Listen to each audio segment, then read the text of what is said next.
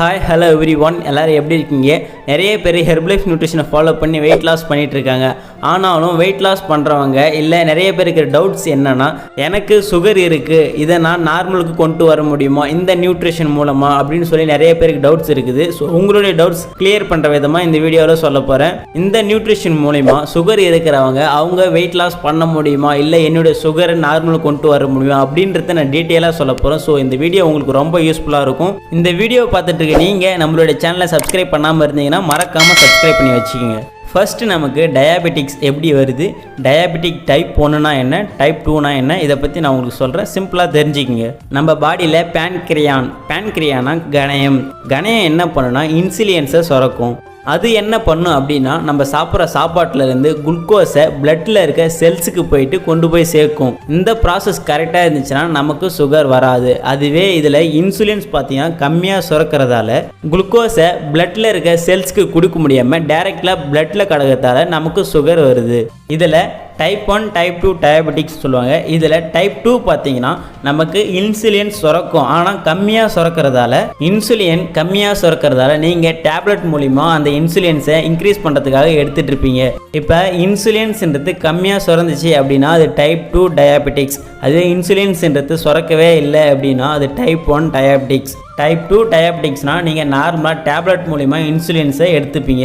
ஆனால் டைப் 1 டயாபெட்டிக்ஸ்னால் நீங்கள் இன்ஜெக்ஷன் மூலிமா அந்த இன்சுலின்ஸை எடுத்துப்பீங்க. இப்போ உங்களுக்கு டயாபெட்டிக்ஸ் எப்படி வருது அப்படின்றது சிம்பிளாக புரிஞ்சிருக்கும். வெயிட் லாஸ் பண்ணுறவங்களுக்கு சுகர் இருந்துச்சுன்னா கம்பல்சரி அவங்களுடைய சுகரை நார்மலாக கொண்டு வரதுக்காக ஃபுட்டை ஆட் பண்ணி எடுத்துக்கங்க. நெக்ஸ்ட்டு உங்களுடைய வெயிட் லாஸுக்கு ஃபுட்டை ஆட் பண்ணி எடுத்துக்கோங்க.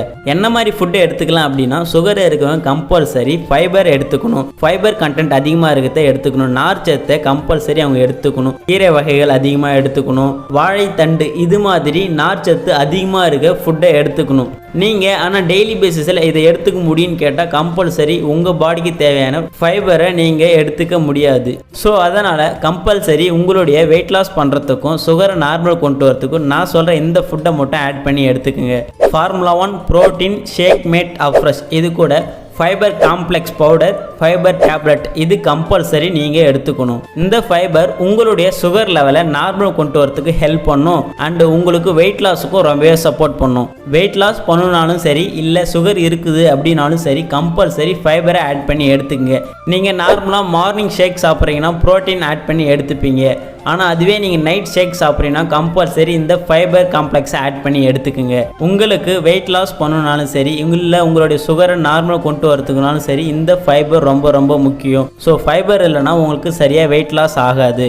உங்களுக்கு ஃபுட்டை பற்றி எனி டவுட்னாலும் டிஸ்பிளேல தெரிய இந்த நம்பருக்கு கால் பண்ணுங்கள், நாங்கள் உங்களுக்கு ஹெல்ப் பண்ணுவோம். நெக்ஸ்ட் ஒரு இன்ட்ரெஸ்டிங்கான வீடியோவில் மீட் பண்ணலாம். தேங்க்யூ.